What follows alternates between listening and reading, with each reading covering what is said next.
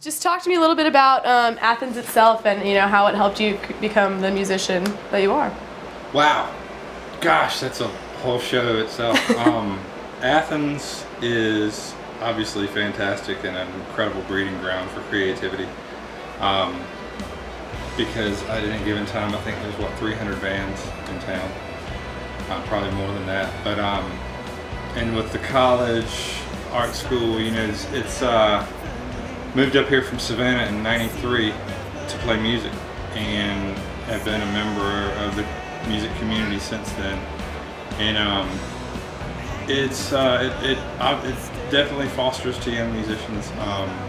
And there's some hard knocks, as there are anywhere, but there's a lot of people that help you, and a lot of the venues, and a ton of venues to play, and a ton of great people running the venues that help the younger musicians and even us older ones.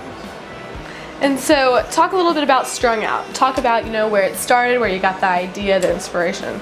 Strung Out Like the Lights Empty Stocking Fund benefit was started 5 years ago because of the economic downturn, and it was terrible. And I saw and heard from friends that were losing their jobs that they'd had for 20 years, and just hit real close to home.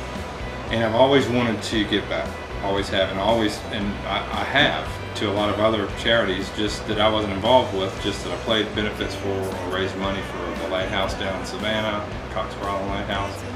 But this was my thing, and I wanted to establish something that was going to last and keep going year after year. So, and I wanted it to be very local. So I've always kept up with the Empty Stocking Fund every Christmas when I read the paper, the Athens Herald.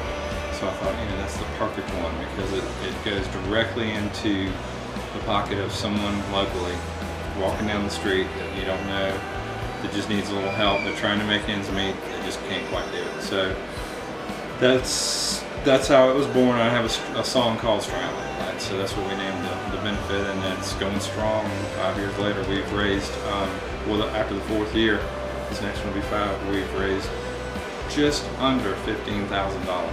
That's awesome. For locals that just need a hand. Talk a little bit about, for someone who's never been there, what they could expect for the benefit. The thing that sums it up is people are coming to me now every year and saying, that's my Christmas party. It's the Christmas party for people that don't have a Christmas party. And it's really what it is. I've picked the location that we started at, the Office Lounge, on purpose because and it seems very simple and ridiculous, but the stage is not very high off the ground. But the bar is very large and it's got plenty of space. So I thought, instead of having this show where it's band, musicians on stage, and fans, I wanted it to be a community thing where it's not so much bands, but friends playing for friends. And we're all friends, and we all have people that support us that come to all the shows. But the bands get through playing, they walk right off the stage into the crowd, and they're just a part of the party at that point. So it's a real community party.